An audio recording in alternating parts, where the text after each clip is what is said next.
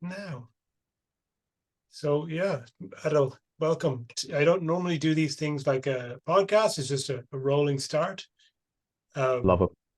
so there won't be any like cringy intro music or anything like that, and we're just going to have a chat. It's not going to be like, yeah, I haven't got a list of questions here. I have a notebook in Perfect. front of me. We chat, and if something you say sounds interesting, I make a note of it, and then I ask you about it 2 minutes later. Amazing. This is exactly how I love all my conversations, especially my ones with you, because this is how they usually are. Great. So Cool. the first thing I want to ask you is something I do ask everybody, which is when was the first time you typed how to make money online into Google? Oh God, that's a question. Or are you pre-Google in the online Oh money no, I'm making like, mistakes? hold on, I kind of going back this. Like, I was 17, so 2006 was the first time I typed that in. Google was around then. Google was around. I Google was remember around. seeing Google in 2001 for the first time, and it had been For, around a couple of years then already. for me, for me, it was I actually preferred Ask Jeeves more than Google for a while. Like, I was one of those guys. Like, no, I found my search engine. Screw you guys. And then Lycos was another one that was there. And then eventually Google took everything over. I was like, God damn it, Google. But that was the first time. I remember exactly where I was. I was on my break at Game Station when I typed that in. Wow. Okay. And back in Yeah, 2006, you were working in a 2006. video game store. Yeah, because So I you were a just, gamer nerd. oh, 100%. 100%. Like, I'm still that guy to this day. Like, I don't play as much as everyone else does. Like everyone's into MMORPGs. Like they just love playing online. Me, I'm very much like stick me in front of a good game with a good story, and you got me hooked. Like the God of War series, I'm currently going to be re-going through number 4 and then number 5 over the next 3 months. And I only say the next 3 months because that game, the first one, God of War 4 on the PlayStation 4, if anyone hasn't played, have you played it yet? I have children. Oh, yeah. Video games are part of my reality now. Yet they shall be soon. Jay McConey and I had a full-on back and forth for about 3 months, going back and forth, like, how do we kill this? And then, wait, am I allowed to swear on these or no? Yeah, that's totally okay. It's Cool. going on Yeah, YouTube. I'm fair. not It's trying to monetize this. fair, 100%. Basically, me and Jay were basically going back and forth, like, how do we kill this bitch Sigrun? Because like, Mm-hmm. she's not the boss. She's like a side quest boss who is harder than the actual game. It took me 3 months to beat her, which is the only reason I'm waiting till like January, and like that's the date I'll be able to do this again. Okay. Need the emotional patience to go through it. How about yourself? When did you first type in how to make money online on Google? I actually don't know. I came into this industry in a real weird way. I was more interested in how do people manipulate others. That's kind of got me into interested in persuasion because I was somebody really like manipulated me pretty badly, like a mate of mine, a housemate who I was living with. And after I moved out of that house, I was like, damn, that guy really did a number on me. How did he do it?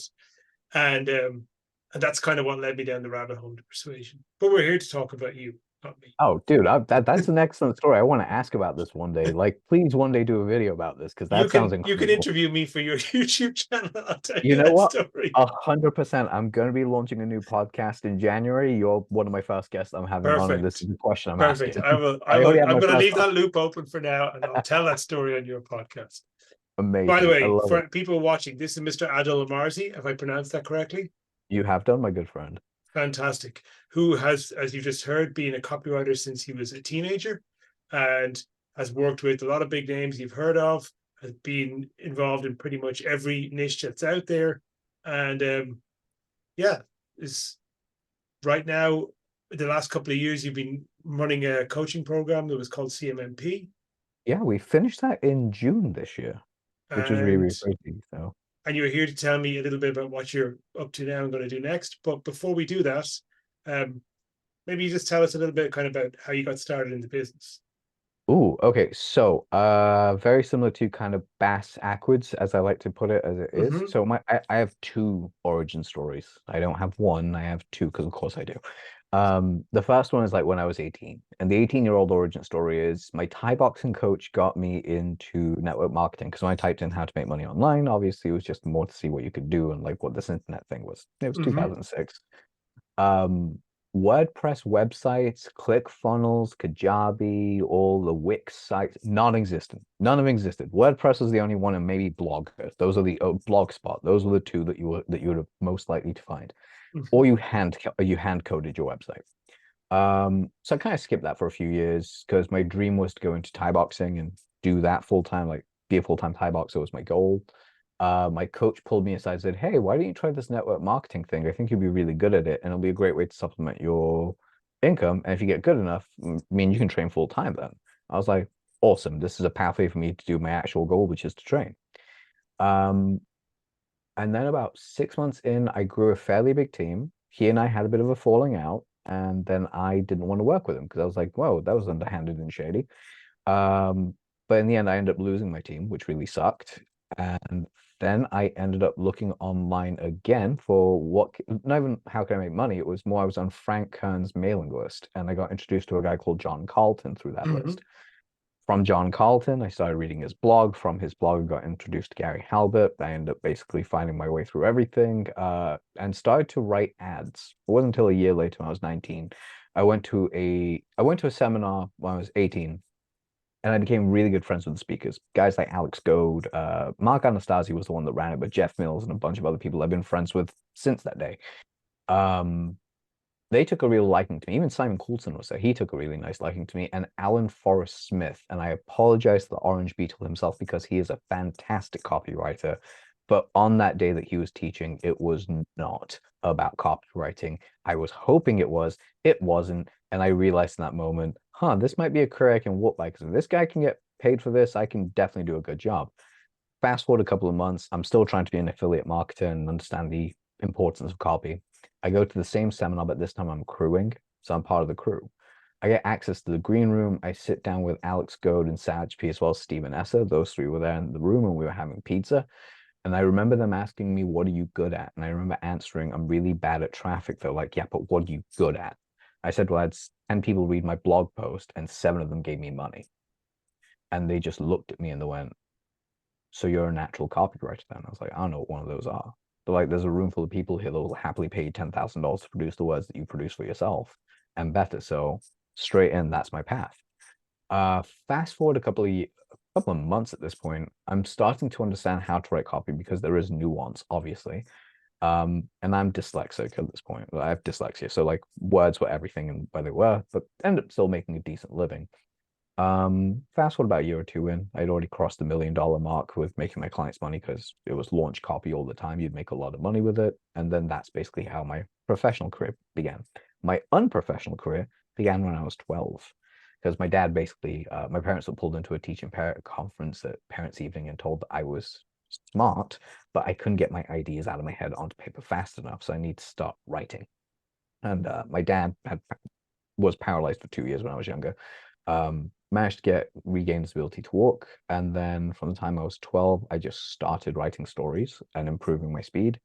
And that just kind of like led to me falling in love with like an idea and passion. Years later, I found out my dad used to take my stories and run stuff with it, but like up until that moment, had no idea.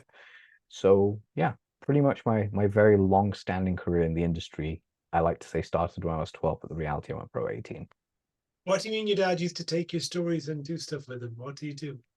So he had a small import-export business, and he Yes. used to literally take those and run those as ads. Like he would run them to his writers because I'd write stories, and then he would take the stories and turn them into ads, and then basically sell stuff. Oh, that's cool. So he would use your stories as leads for ads that he was writing. Yeah, And what kind of products was he selling in that business?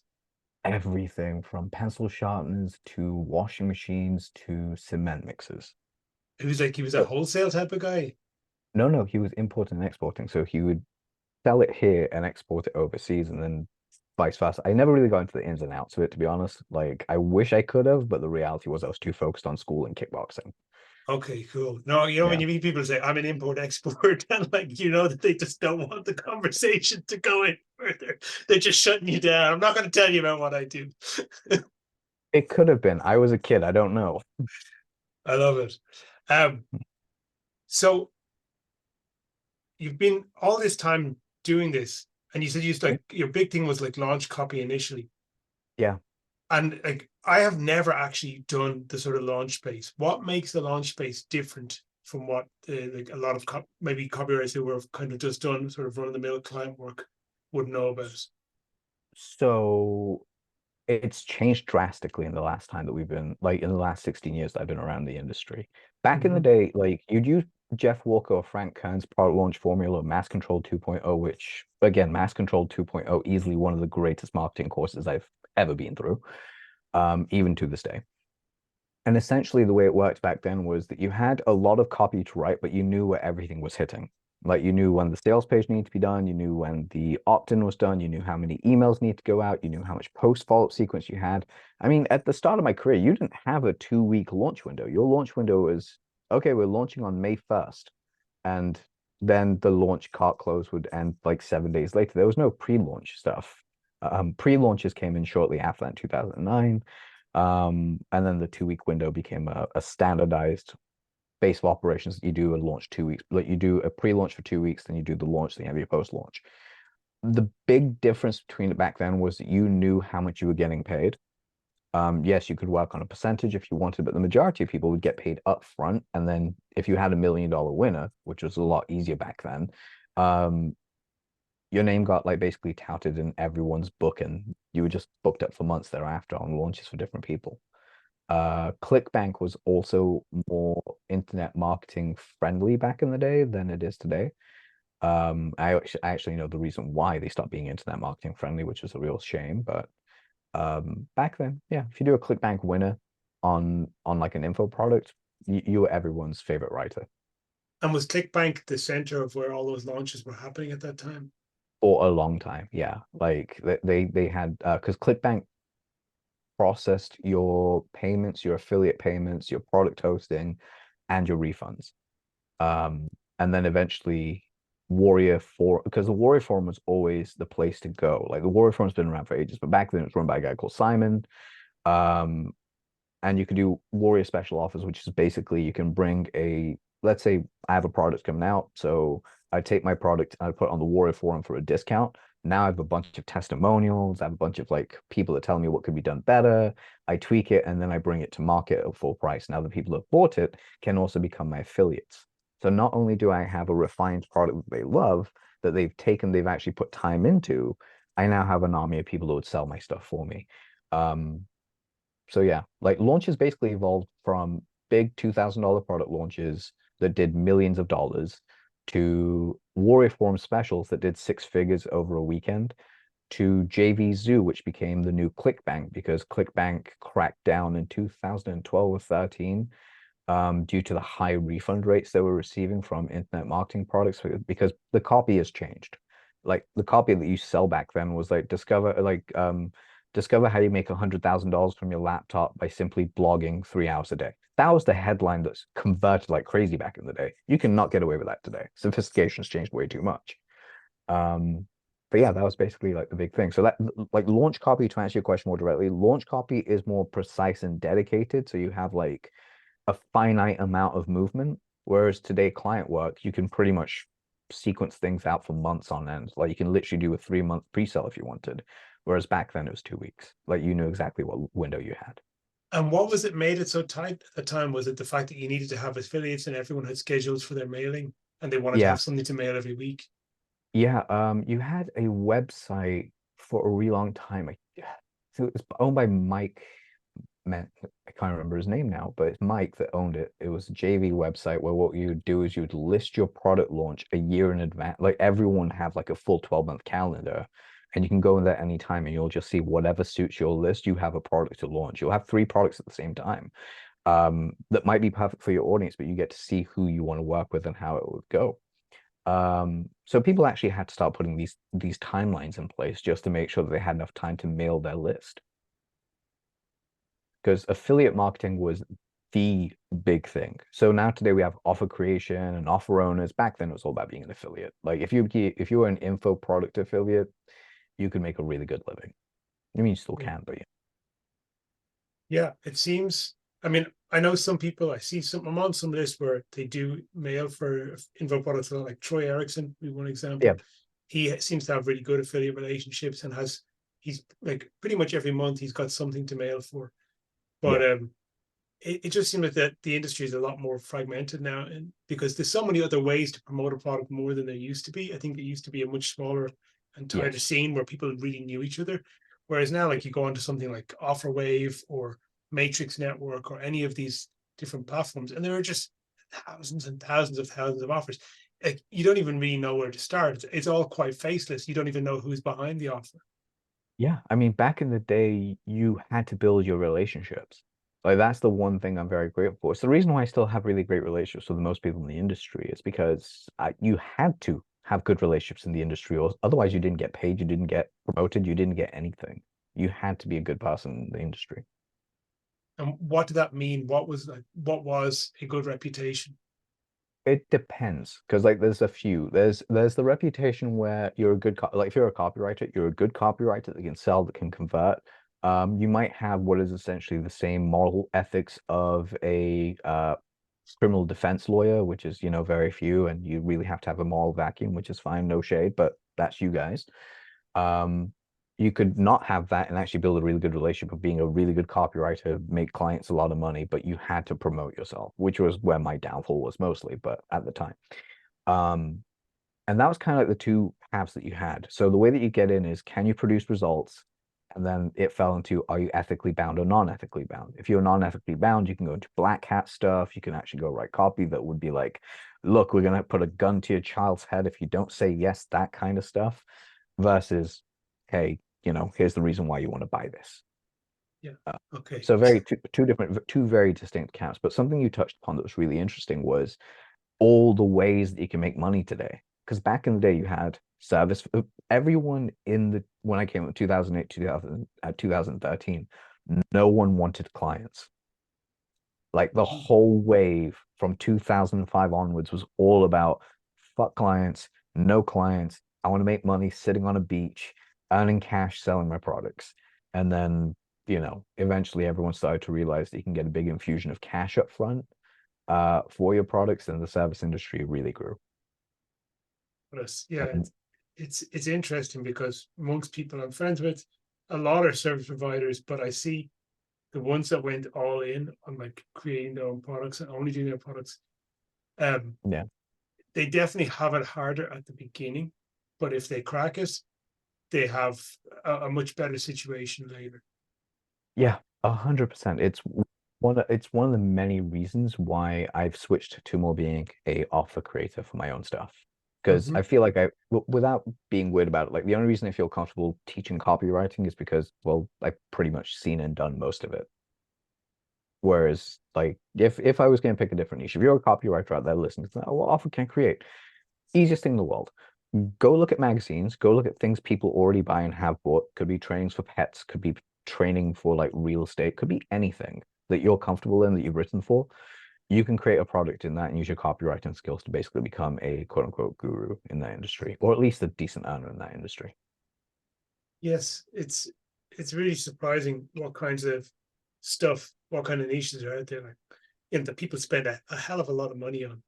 Yeah, hugely. I mean, Ryan Levesque, um, I don't know if he still owns this one, but he had an Orchid, what was it, an Orchid newsletter where basically there was a membership where you'd pay and you get like the best tips on how to grow orchids. And I think it was like $10 a month, and this thing was producing like 100 grand a year. It's weird. My friend is he's a sailor and he doesn't do it anymore, but he said his biggest earner for years was he would sail around the world. He would dive for cowrie shells, like Mm, rare cowries, and collect wow. them, clean them up, and then he would go in the summertime to these collector fairs in mainland Europe and would bring Hmm. his collections there that he picked from all over and make a lot of money because the collectors were all these older people that didn't really have the opportunity to go. Like this guy would sail to like uninhabited islands, all kinds of weird Wow. places, and because he lived 12 months a year on the boat, Wow. and he said it was just like you could make crazy money back in those days. Like the internet actually kind of spoiled the market because suddenly there was on eBay, there was a market price for everything, and people were selling stuff off the beach in little out of the way places who would have never had an opportunity to access the market before. And good for them, but not good for guys like him. Yeah. Yeah, it comes at peaks and troughs and waves. What you have is opportunities, to be fair. It's like now with AI, a lot of people are still like, oh, what about copywriting? Isn't that a niche? It's gonna get like completely diluted. And my answer is people still buy Rolls Royces. Yeah, That's the way you gotta look at it. people also this look. I can see what people are talking about with AI. It makes a lot of sense. Like I was chatting with a friend yesterday, we were talking about Klaviyo, the email Hmm. marketing software for e-commerce. Now, Yeah. Klaviyo plugs into Shopify, which is the biggest platform for startup e-commerce, at least for people who are Hmm. creating a new brand. And Shopify have invested in Klaviyo, and Klaviyo has just gone public in the last few days. Like that's a business that's Wow. on the grow and going to get bigger.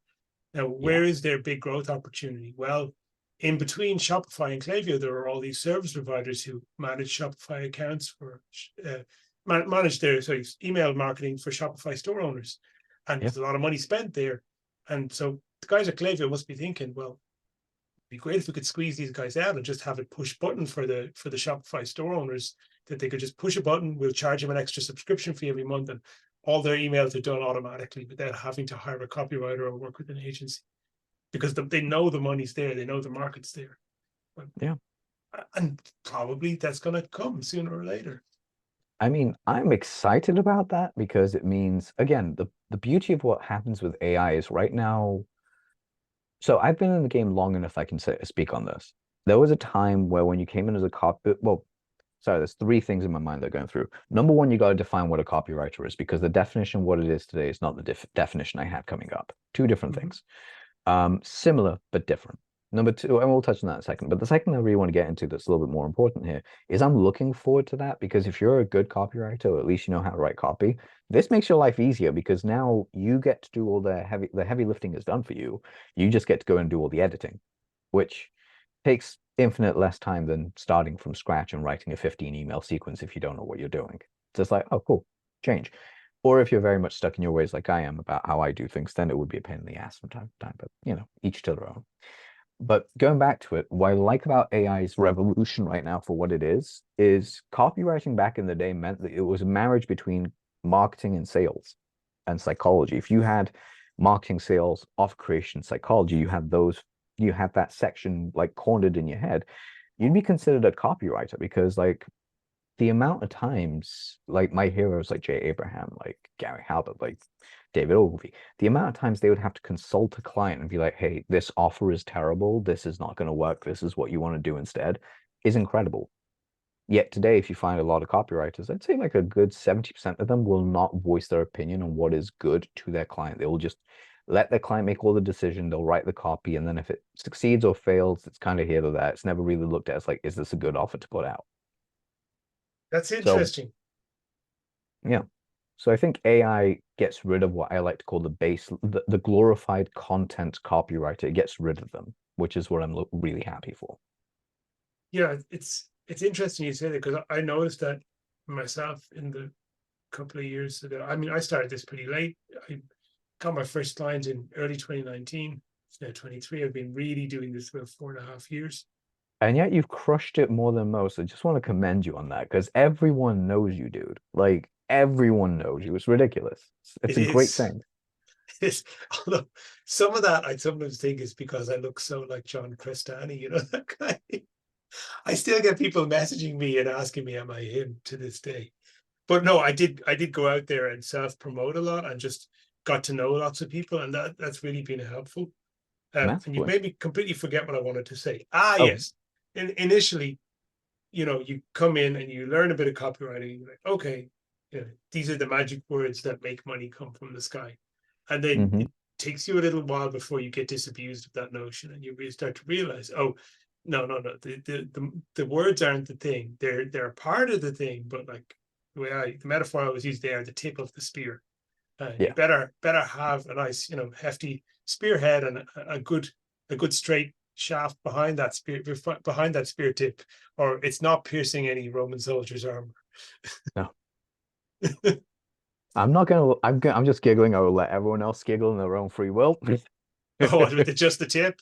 Yeah, pretty much. Okay. Considering I actually own the domain, I think. Actually, I don't own the domain anymore. I wanted to, but it's I actually have a program called Just the Tip.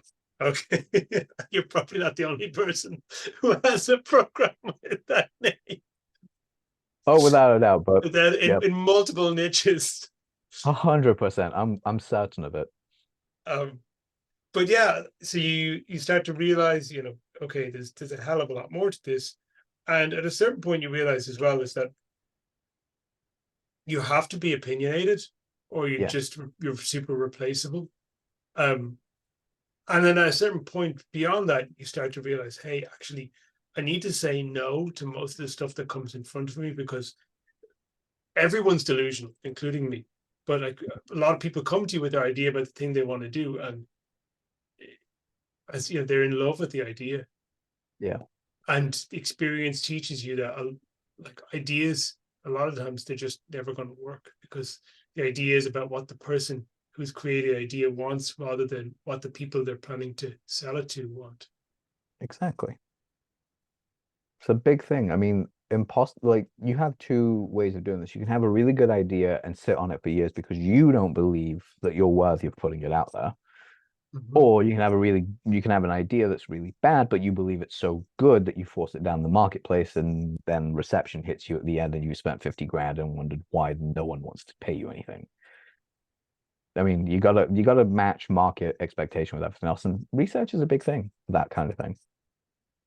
Yeah, it's one thing as well is like if you're doing client work, I found is that clients really push back against the idea of the importance of research. They think because you write copy for a living that you just know, but it's like No, not possible. research has times. One thing that really surprises me is how I've spoken to a lot of copywriters, and I'm going to ask you this question. How long does it take you to actually deliver for a client? Let's just say a client says, "Hey, I want to do like a launch package, which is a front end opt-in. Like, so I want the opt-in page. This is what the opt-in is. It's this opt-in page. This is the sales letter program. I need two upsells and a downsell and some emails." How long do you say to a client, "Yeah, I'll have this done by this time"? Package like that is going to take 3 to 4 weeks. Okay. See, this is really funny to me because I still go on the timeline that was given to me, which is 3 or 4, which is 2 or 3 months. Okay. Yeah, there's And there's an expectation that you'll do it fast. And look, that can be to do with client selection. Maybe I haven't got to that level of clients yeah, who have the understanding that, hey, this shit's going to take some time. But a lot of clients now are like super reactive, yeah, and that, they come to you saying like, I need to do this, and like, I should have done it 2 months ago, but now I'm doing it. So when do you need it? I need it in a month. So what they're really saying is they needed it. They know it takes 3 months, but they need it in a month because they're yeah. 2 months late getting their shit together. Exactly, which shouldn't be your priority. So No. for copywriters out there, that I want to reset the skill slightly because right now it's kind of like copywriters have fallen into the trap, and John Carlton is the king of this one. Copywriters have fallen into a trap where they believe the client is always right. Tell your client to fuck off every so often. I do it all the time. If my client gives me some shit, I'm like, go fuck yourself. You don't know what you're doing. Kiss my ass. And they're like, you can't talk to me. I'm paying you. I was like, yeah. How many successful campaigns have you run? 50. 17,000 plus. Shut the fuck up and sit in the back. Oh, shit. Okay. Because then you don't have to be aggressive. I mean, I always say that that's just the mentality you want to have. You can be very sweet about it. But the way I always do it is if there's a moment where you and your client disagree on something, rely on your like one of the best things I can say besides knocking off like something out of my ears, which is hilarious, is always your your professional experience matters. Yes. And this is something that took me years to understand and learn. One of the best responses I've ever had to any client was someone saying that I was wrong at something, and I knew I wasn't. I turned around and said, look, in my professional opinion, this is what's going to work, and this is not going to work. And here's the reasons why. Here's the studies why. This thing's different. If I hear the words, yeah, but I'm different, I'm like, you're not. You're really not. Okay. We're all unique in the way that we are, but the ideas that you have don't always, they've been used. People have already gone through those ideas and they need to be updated, or they've tested it and it didn't work out. And you got to look at things for the more reality of what it is, which we'll get into in a second. But kind of going back into it, if I can give any other copywriters this idea, it's elongate your time a little bit because you can spend more time researching. The reason why I can knock out work in less time if I say it's going to be done in a month, I can get it done in a month. If I can say I can get it done in a week, you'll get it done in a week. The reason I don't put myself under those time pressures is because I know I become an irritable bastard to everyone around me when I'm on that state of mind, and no one likes me. So I like to give myself a little bit of breathing room to get everything done. If a client goes, "Why is it taking you too long?" I can get a guy that'll do it in half the time for half the price. I'm like, superb, go to them. They're like, "Why?" I was like, "You'll make some money, but then you'll realize you could have doubled your money, made way more, and actually probably knocked it out of the ballpark. Come to me then and we'll have a chat. I'll beat the control." And that's how I usually leave it. I don't go back and forth and argue with them. I just let them kind of have it. But the reality is, when I say that, a lot of times people go, "Actually, why would you say that it takes you long?" I'm like, "Because I'm taking the time to understand your research. I got to speak to your audience. I got to find out what's going on. I got to deliver." Like I said, now I've had so much experience of doing it, all this stuff lives in my head. The amount of times you and I have had phone calls where I don't know anything about the research and I can ask you 3 or 4 questions, I know what they're feeling, is because in some weird part of my brain, being the autistic brain that it is, it's cataloged all the responses of what people think and how they would go and what the reactions would be, or what the logical steps would be, how it would all work out. And that only comes with repetition. But if you're very young and very, very early in your career, don't be afraid to tell people that you're going to take a little bit longer to deliver, because the reality is you're better off delivering something good that doesn't cause you high levels of stress and pain. And then when you deliver it, it's like, if it's rushed, it might not be as good and you might burn your reputation. If it's taken its time and you've actually developed it and got it ready, it's going to look good. I mean, the way I like to put it is, you don't serve someone um undercooked chicken. You make sure it's perfect, because otherwise they get food poisoning, and that's a bitch. Yes, I like it. You know, there's two things I think that have, for me, become like really important stuff. One is like early filtration. Like when you talk to Mhm. someone at the first, get a good feel for them. You'll know sometimes, like, hey, I just can't work with this person. Don't ignore that feeling, because Yeah. it's gonna hit you. Sometimes you'll think, I don't think this person's actually going to, like, maybe got everything it takes to make this successful, but I really like them as a person. And then sometimes it's harder to say no to them, because you think, hey, this person's got, some spirit. It was somebody I was talking to yesterday who I really liked them, who they were, what they had to say, but I could tell from the way they were talking to me that they've got a ton of experience as well. So that was another thing. Like, I knew that they're not just some goofball who's pulled some shit out of their ass, but they had created what a product, what looks to be a really good product and serves an actual need for their marketplace, because they've been working in the same niche for so long. And I don't want Yeah, to give any details away, of but what course. they hadn't got was, they hadn't got any validation that the product they created was actually going to, people were going to buy it. And like, that was kind of where the conversation ended. I was like, look, what you've got looks great. It makes perfect sense. It solves the need for your customers, but you still don't know if they're going to buy. So what I'd like you to do before I propose working together with you, because I don't want to take your money on something that's completely unvalidated, is if you go off and just talk to 10 people, pitch it to 10 people, and if you can sell it to 2 or 3 of them and record those phone calls, give me those recordings, and then we can do a project together, because that's enough to get moving. Okay, I want to jump in here if that's okay, because Mm-hmm. there's something here that I want everyone to listen to, because you just gave something incredible away, and I don't think anyone's going to get that. Number one, just as an alternative to this, by the way, if you're thinking of validating the product, you're like, "Well, I don't know what to do it." Like, an easier way would be run ads for a week. Spend $140, $20 a day, run some ads, see what the response is. Easy peasy lemon squeezy. You're just sorted on that. How do you measure it? Put up a buy or a buy sign and get people to pay like $10 or whatever the minimum value that you can take in, and just actually put in the copy, "Hey, you'll get access to this when it goes live. Thank you. This is just a test."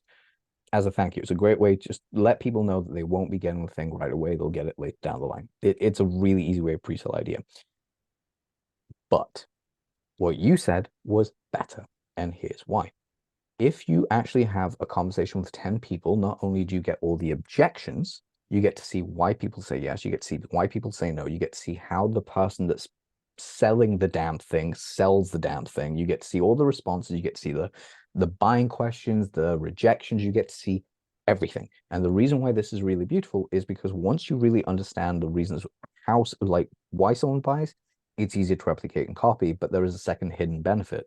The second hidden benefit is you get to hear your client's voice in sales. and this is something I've harped on about for a very long time, you have to be able to write in the person's voice. And this is majorly key. I hope you don't mind me just jumping down this rabbit hole for a second. This is good. This is absolutely Cool. true. Oh, awesome.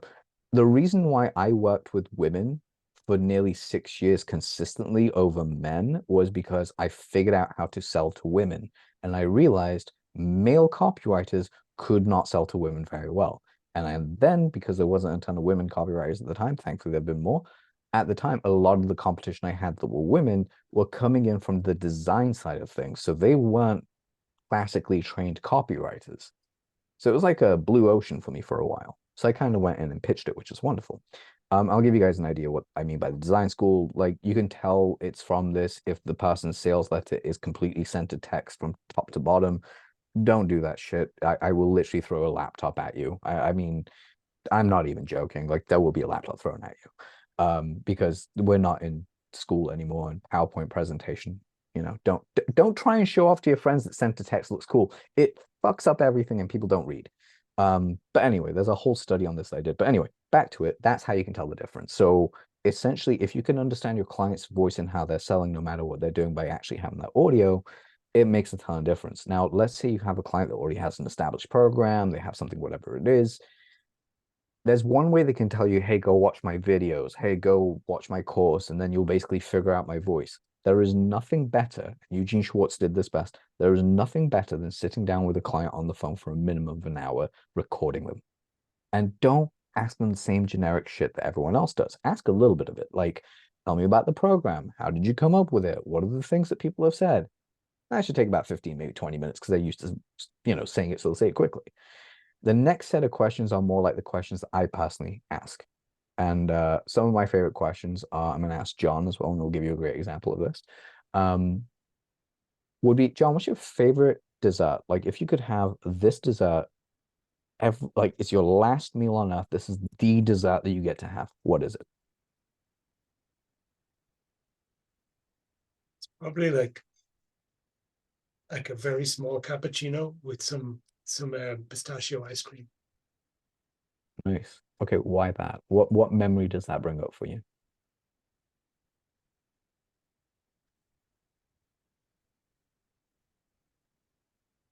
It's just the flavor profiles. There's just the warmth and the smell, You go. and the pistachio. It's just, I don't know. It just always feels good. It just feels warm. I don't have a specific memory associated with it. Whenever I Where go, where in your body do you feel that warmth? Because you said it feels warm, feels good. Where does that feel in your body? oh, in my cheeks and like kind of Chest chest area. cavity. Yeah. Okay, cool. So this is one question I'm asking. I ask like a whole series of these. Like, I want to know what your favorite movies are. What's like a meal that you cook your best friend? What's a meal that you'd want your best friend to cook for you? If you had the best chef in the world. And a lot of them are to do with food, with reading, with sports, with activities. And the reason I'm doing that is because, and you can see it in the playback with John, people go into this place of quietness. Their vocals change ever so slightly. It's a slight change in vocals. Their facial patterns change, their physiology changes. And when you understand that, it gives me, as the writer, just like you, an understanding of how to write in another emotional spectrum for them.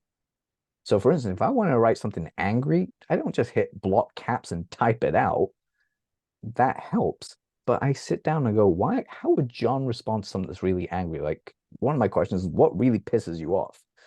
And then the client would just tell me all the things that piss them off. I'm like, great. And I've got like a pissed off profile in my head. I know exactly what it is when they're happy, when they're sad, when they're pissed off, when they're morose, when they're actually remembering something, when they're forgetting something, whether it's something in childhood, it's a feeling they have. I've access to a far wider emotional spectrum. So when I'm writing, the tone doesn't come off as singular tone throughout the entire copy and the emails. The tones change, the copy changes, it evolves with how someone reads it. So it's the evolution of how someone feels.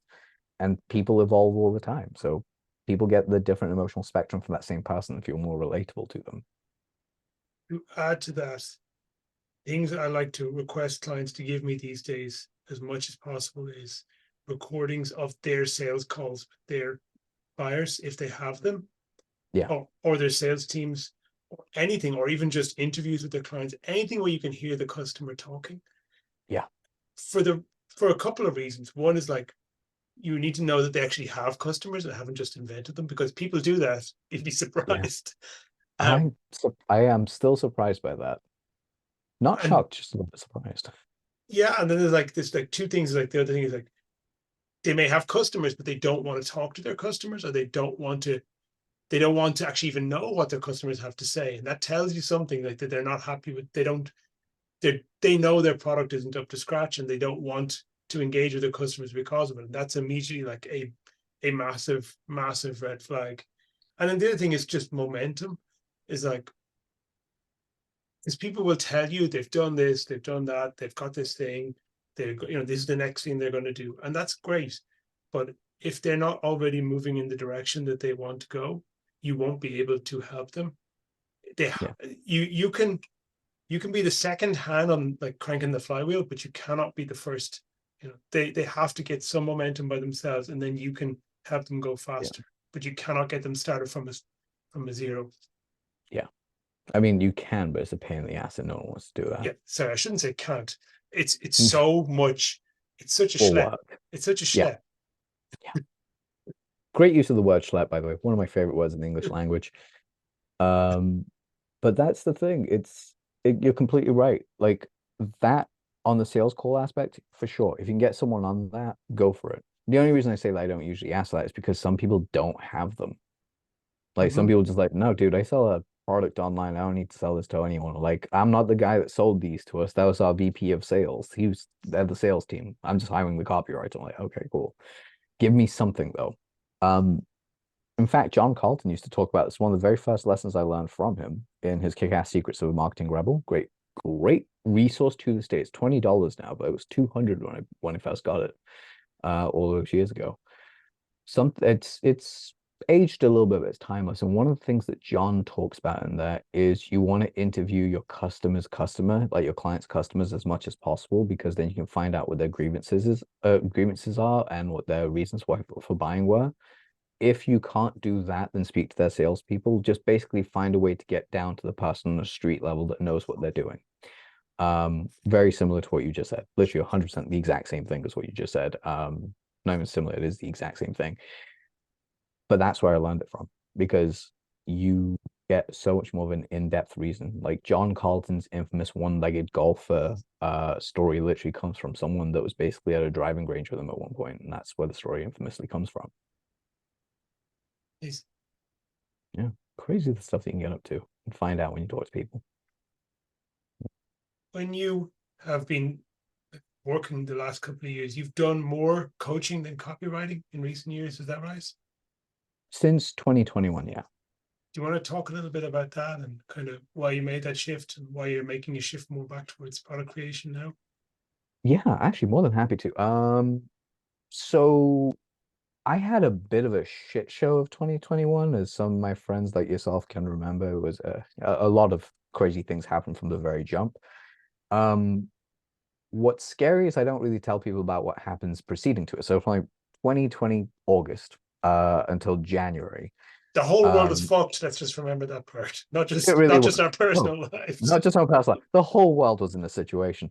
Um, But at this point, I basically kind of went through like a bit of a, okay, so I'm enjoying my work as a copywriter, but I'm not feeling it as much. I want to do some other stuff. I'm not really sure. I'm thinking of doing products, but I'm not really sure. I'm in and ahhing at this point. And my podcast is still going, which is really, really nice at this point. So in the space of about 4 months, I close quite a lot of money. Like I get paid quite a decent chunk of change from several people, some, opportunities, doors are openings, like holy crap, I'm gonna go through the door, which is wonderful. And then around October, November time, things kind of get a bit weird. And then December was when my dad went to hospital.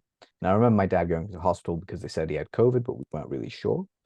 And then over the course of the next 3 to 4 weeks, things unfolded. Now, unfortunately, just to get to it, I was still writing. And around this time, during that same period, a guy called Shiv Shetty and I Yes. had spoken.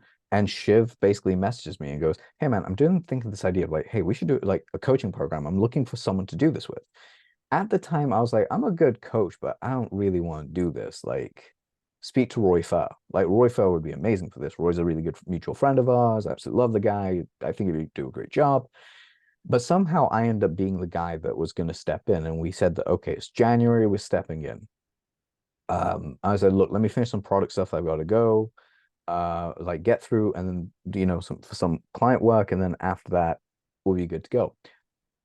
Now, the 15th of January rolls by. Unfortunately, it's the day my dad passes.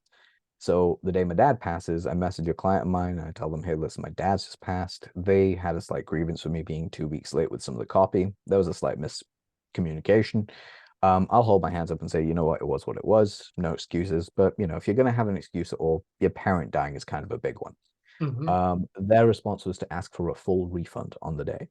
Like 20 minutes after my pops died, that was their response to it. So I was like, okay. So this isn't the way that I remember business being, and I think I've just been given my godly flag telling me you need to get the hell off the field. So I buried my dad on the Monday, and by the Wednesday, I fired all my clients. I messaged them all saying, hey, listen, you're going to be receiving refunds, you're going to be receiving whatever it is. I'm no longer working with you. Goodbye, I'm done. I'm going to focus more on consulting, which is where I can get copy done quickly while verbalizing, and that's easy.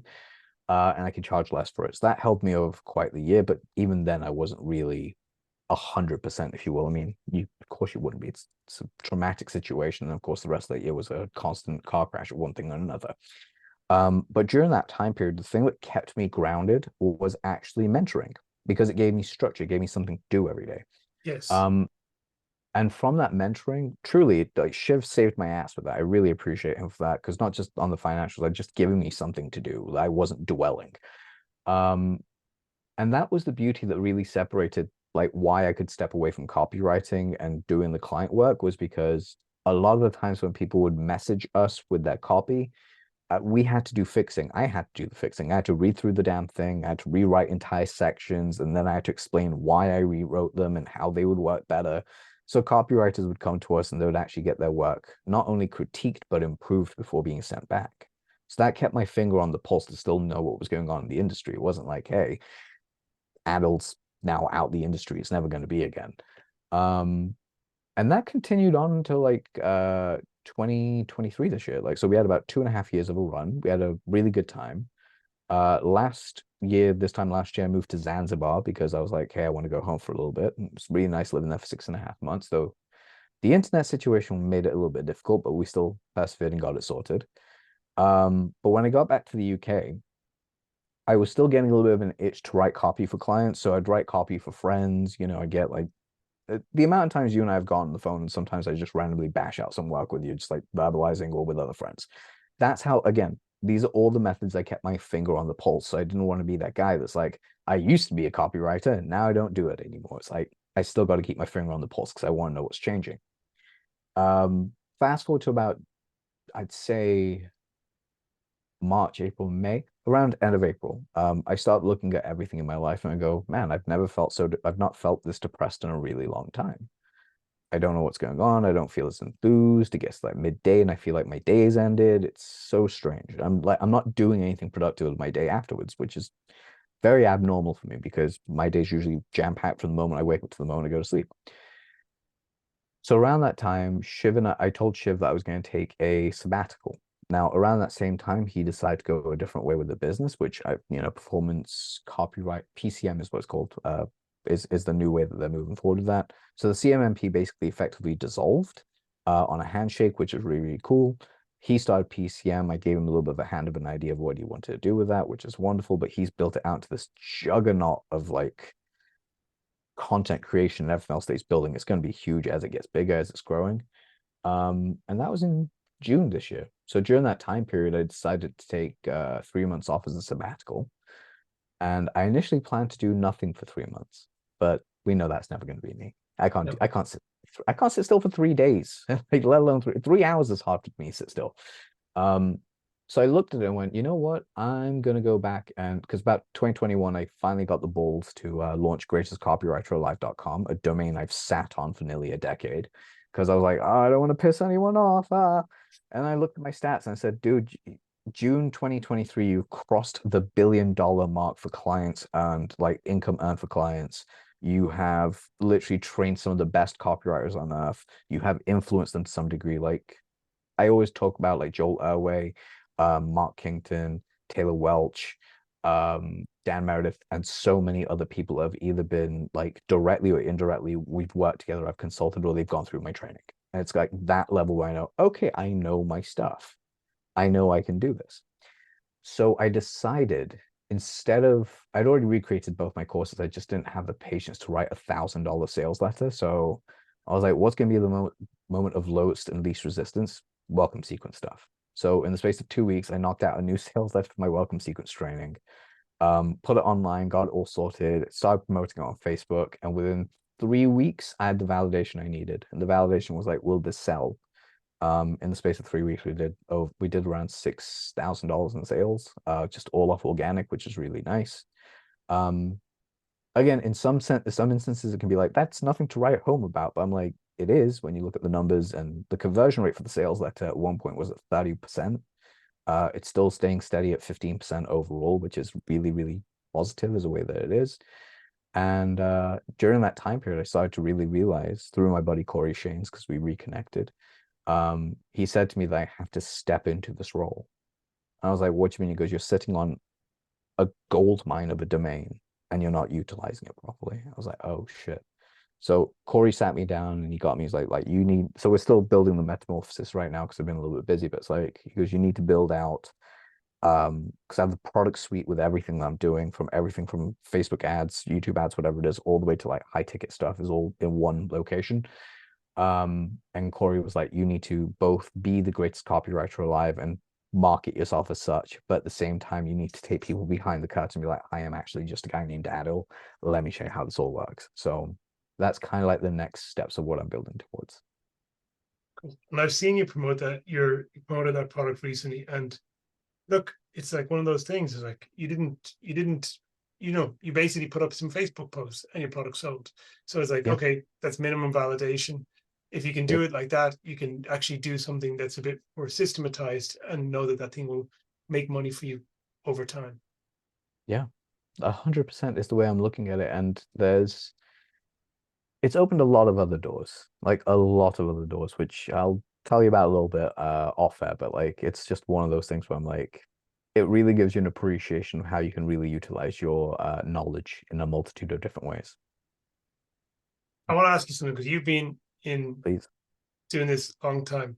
How do you get attribution and keep a record of like basically what your work has generated? Because that's become more and more difficult. Maybe it was always difficult to do, but I just find with the clients that you work with different clients, different periods, and some stuff information you have access to, but you don't always have all the access. So how do you keep a record of like where you are in terms of keeping a score? I have a list of really good clients that I know how much they produce, and I keep tabs on them wherever I can. Mm-hmm. Like one of my clients is responsible for like the reason I've managed to get to the billion mark is because there was a time where it was 700 million, and the reason why it kept going up was because I wrote a couple of ads for people where their annual income is like 10 to 15 million. And I know they're not changing anything because they're like, you fixed it. It's in a very, very small niche in the US, but it's pulling 10 to 15 million a year. So I'm like, that's how I keep track. Because I just email them and say, hey, what's our sales numbers this year? Or can I do anything better? Whatever it is, fine. But for other clients as well, the ones that look, there's a huge majority that will not give you the stats, no matter how much you ask. Not because they're embarrassed, they're just busy. They just won't get back to you. Or Something they don't Harlan know. Kill, or they don't know. Harlan Kilstein used to actually get access to their search volume and also their payment process, so you could see how many sales came in, so you can attribute that. For me, a lot of the times for a long time, it was screenshots and just having a Zoom call where they basically show me the transactions. I can see how many went through. Like that's as simple as it went. So I had to keep track that way. But like I said, it's odd. Like if I started following up with it more, the number would probably be higher. But there are some cases where this, you can never get anything from them. They'll promise they'll give them to you, but they just don't, or they just ghost. When it comes to negotiating deals and actually getting paid, there's Yes, different very schools true. of thought. And for when I initially got into the business, I trained with Mike Samuels, then I did some of Steph and George stuff. And I was Mhm. kind of pretty strongly influenced by what Stefan had to say at that time, which was, you know, and Mike says the two of them say a similar thing in a different way. Stefan's thing was, in most cases, just take the cash, unless you know that that business is a business that's going to be around or has been around for a long time and is going to be around for a long time, because a lot of businesses come and go, and you may have a deal, but the deals are a contract. You may even have an ironclad contract that your lawyer looked at. But if the business doesn't exist anymore next year, well, your contract's worth dick to you. You're never getting those royalties. Exactly. Mike says it in a kind of different way. He's like, look, I want cash up front until I have a relationship with the person where I know that they're going to actually pay and I can trust them. And we've been together for a while. And Yeah. both those things kind of sort of make sense to me. And I've of late started to say, okay, more. I used to just say just the cash. Of late, I've started to be more like, okay, I'll do a performance deal based on connection with the Yeah. person, mutual trust, and opportunity being there. Yeah. But what are your thoughts on that? I think the way you're approaching it's individual, is what I'd say. It just really comes down to it. Like there's some deals, like I don't do deals without getting paid. Like I'll never do a performance only deal. I don't care how good you are. I don't care who you are. I will always take a percentage and I will always take money. Um, and then I'll adjust it. So it's like, okay, it's 25 grand plus X percentage.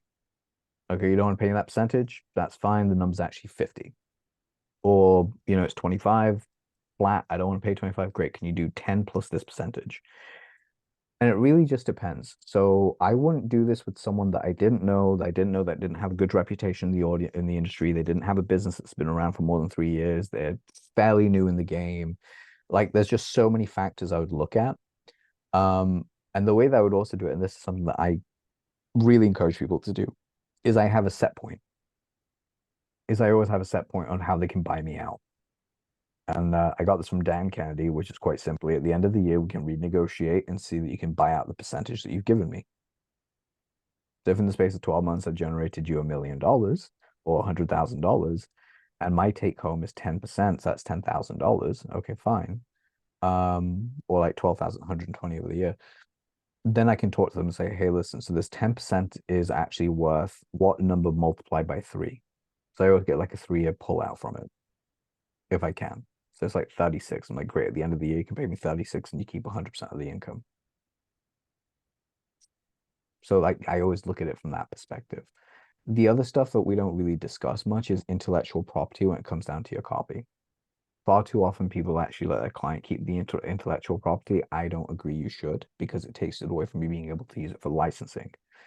And that's another thing as well. But like the reality is I always go money up front if I can, because it's better, and a percentage on the back if I can as well.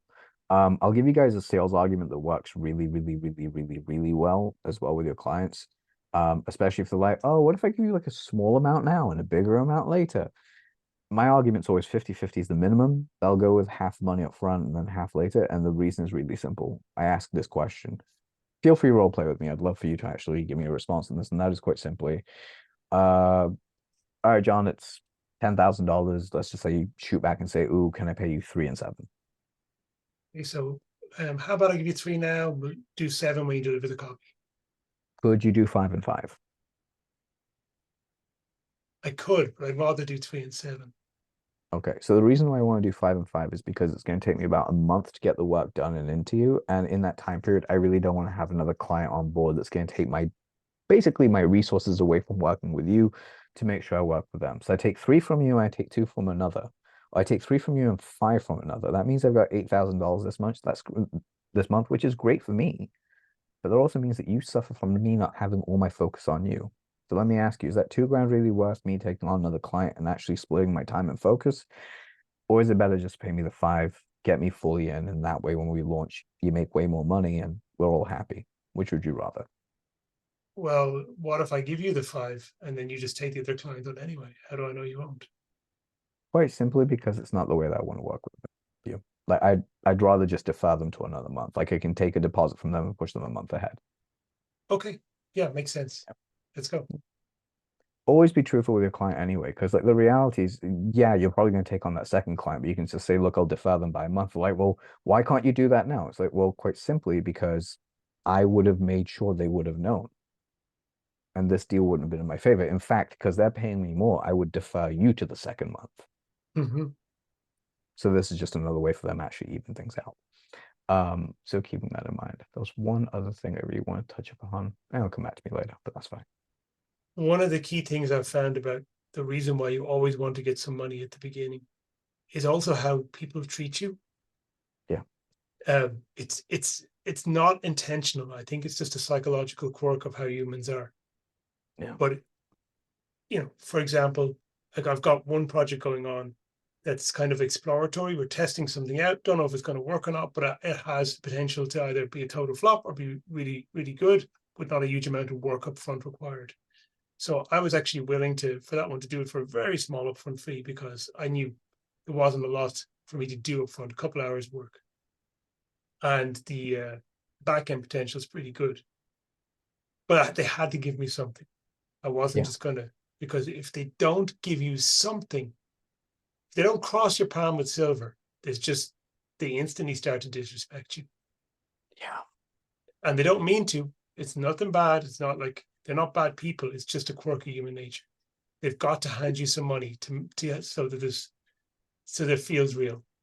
They also feel like it's not just on them, it's also on you. Like Gary Halbert used to say that he couldn't take 100% up front because he needed to feel like he owed someone something. Whereas Yeah. I'm very much, I can take 100% up front and be fine. You got to find what your balance is, but always take something up front because it makes it real. Yes.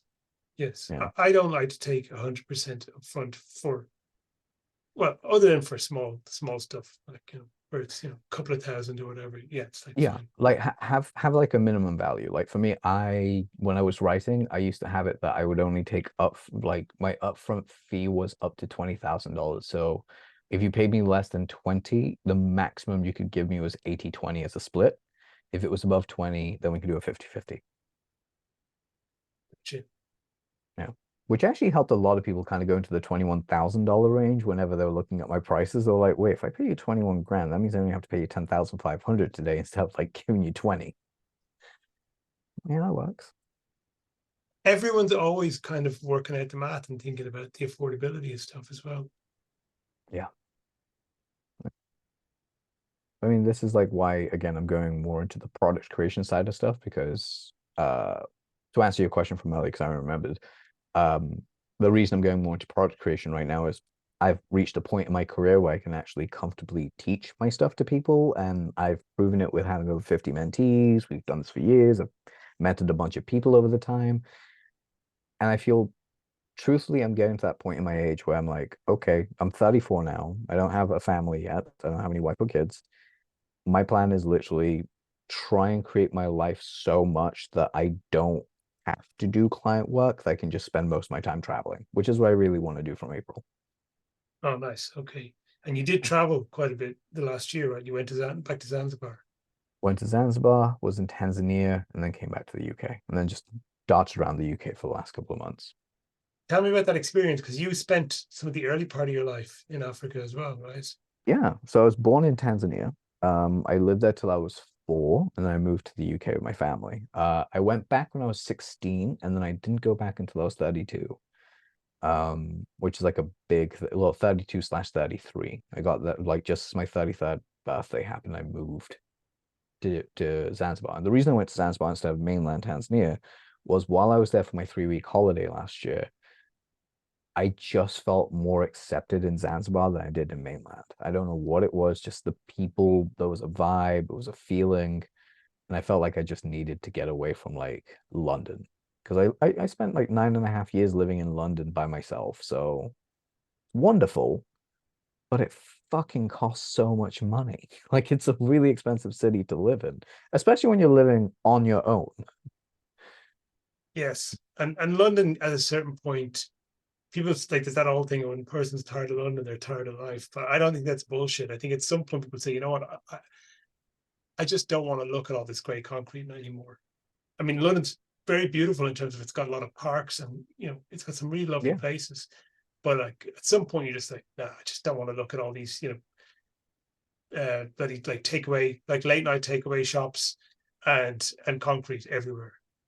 Don't get me wrong, there's something like after being away from London for a year, I miss the shit out of it. But what I miss the most is the convenience. I'm not gonna like that is the thing. I miss my friends and I miss the convenience. The convenience of being like, it's 11 o'clock at night. Where else am I gonna get food? It's like there's a corner shop open. It's like 2 in the morning. Go get snacks. You can't do that in like where I'm in the Midlands right now, so like you don't get the same feeling here. Where are you right now? You were in Leicester, is that Leicester. right? Yeah, like my town that I grew up in. So in many essences, it's very I'm actually in my childhood home right now, which is the craziest trip ever because like half the time, whenever I do calls with friends that have known me for like 10 plus years, they always look at my backdrop and they go, that looks really familiar. I've not seen that. I was like, yeah, they're like, that's my old bedroom. They're like, holy shit, is this the bedroom that we used to talk in when you like starting out? I was like, yeah, they're like, I remember the ideas. And it's like the most ridiculous thing. But even then, like being in Leicester is nice, but I do like it's nice to reconnect with my childhood friends. If anything, that is the big win for me being back home is I get to reconnect with the people I grew up with that I love. And probably the best compliment I've ever gotten from them was from one of my best friends, DJ, who said the one thing he loves about me is that no matter how many years and how many changes I've gone through, I'm still the same guy. He's like, Adil's still a goofball. I'm like, yes, I am. I will always be a goofball. Your friends like that, a long time, do they kind of understand what you do or what your work is Yeah. about? To a degree. To a degree. I've had to explain it to them multiple times. A lot of them are actually because they're friends of mine on social media, so they've seen what I do and they're like, holy crap, that's Adil. Like, yeah, hi, this is me. So they do get my work, but some stuff they don't understand. Yeah, it's funny when you talk to people outside the space, they're like so oblivious to the fact that their whole existence is mediated by messages that other people have created. Like I remember the first time I realized that copywriting was a thing, and I was like looking at like a cereal box, thinking, "Damn, some motherfucker did this. He put all these words here, and he's got reasons why. He's trying to make me Yeah. do stuff." And once you go down that rabbit hole, like the whole world changes. Like you see I everything through mean, that lens. I mean, you also might have to put on some sunglasses to enjoy life from time to time, but that's the only thing I could say because otherwise, when I was in London, one the only thing I still can't do it whenever I go anywhere. I can't look at bad advertising. I don't know about you, but I look at the Mhm. bad ad, I will just take a photo of it and in my head start writing how I would correct that ad. No, I don't do that. So it's such a bad habit of mine. It goes on a lot. But I do look at advertising and think, what more are they trying to do here? And for the most part, you can say in a lot of cases they weren't really trying to do anything other than maybe win an award for their agency in most cases. But Yeah. that's a whole different world. I mean, I think the thing like at this point now, it's what you see out there is like the world of like image advertising, like brand advertising, and the world of direct response. They've kind of overlapped in a lot of places. Like everyone's Yeah. doing anyone who can put an email list together. So everyone's doing some level of direct response now, and then direct response people of late seem to care more about things like personal brands than they did in the past. To be fair, this is a phenomenon that happened in 2015 and 16, around the time Mhm. of the story selling in endemic, which I will say that I was a part of. The story selling idea was marrying brand copy and direct response copy to create a new form of copy, which is you would use direct response principles inside a story that would get people to buy.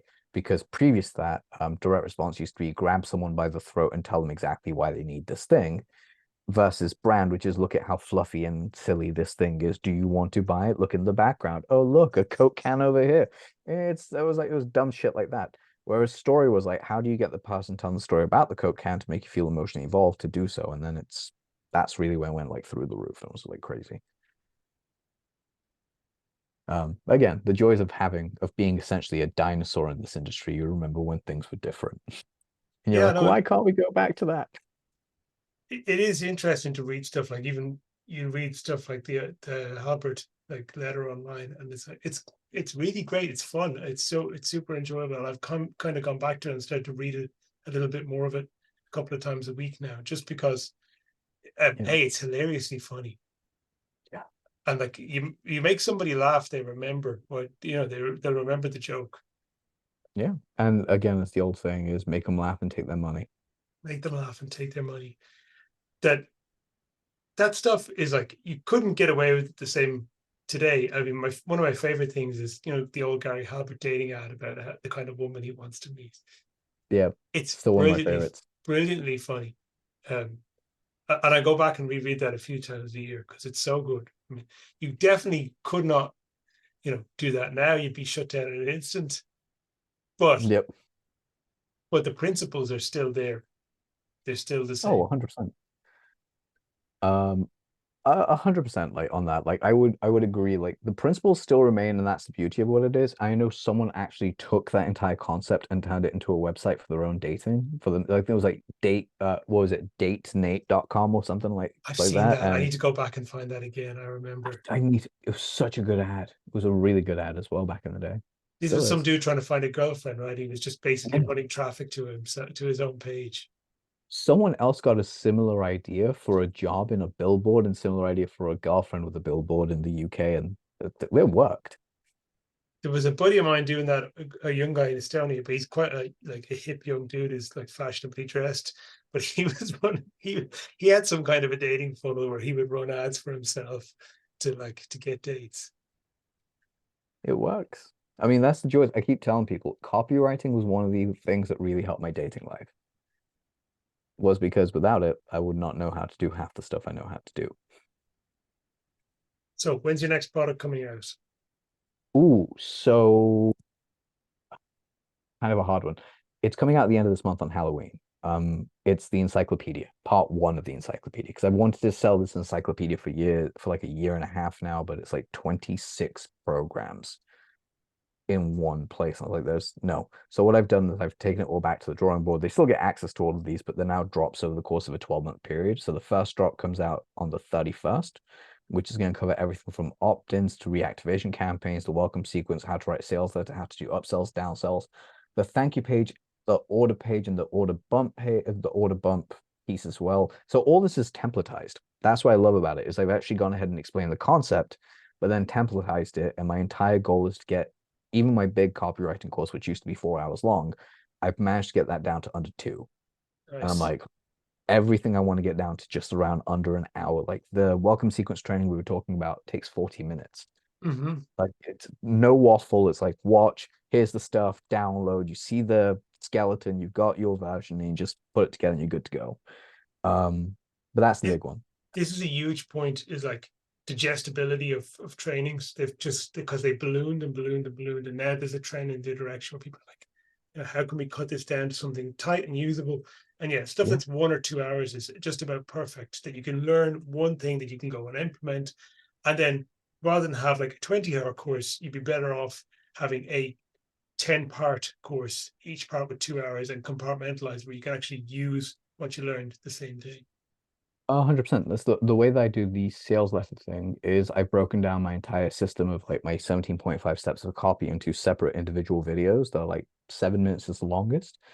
And the whole thing is I just got to get this knowledge to you without any other stories and then just give you examples and tell you to practice. And then that's all that's going to matter, because that's the reality of copywriting. The biggest thing that most people don't do is practice. Yes. Yeah. I look guilty. It's like the more Oh, you well, the more you write. I mean, a friend of mine was talking about this recently. He's like, John, I bombed 10 times in the time it takes you to get one thing done. It's like, yeah, okay, guilty as charged. There are other reasons why I do a lot more client work. He doesn't do any. But like yeah. the fact remains, he's absolutely right. There's just Mm. nothing can substitute for actually for like basically for swings, for taking swings. 100%, but I'd also say just getting comfortable writing on your laptop. Like those it was like 2009, 10, 2009, 10. I wrote, I think, 1,000 sales letters in that 12-month period. Yeah. Only 5 were ever used, but I wrote like 3 sales letters a day because I wanted to get it down, and then I did. And the 5 that went on made a couple of $1 million each. But the 995 that never got touched, I'm like, they were terrible. I've read some of them. I'm like, what am I doing? What drugs was I not on at the time? Okay. You just messaged me a couple of minutes ago. You got 10% battery, and we've gone way over time. But like we spent double as long as this thing is scheduled for, which is totally fine. It's It's a not a hard two-parter. That's schedule. what we're No, gonna no, call it I two. just put them up. I am like, the purpose of me doing these calls was like, A, it means I can reconnect to people I already know and like. B, it means it's a kind of a networking venue for me that I can schedule into my thing.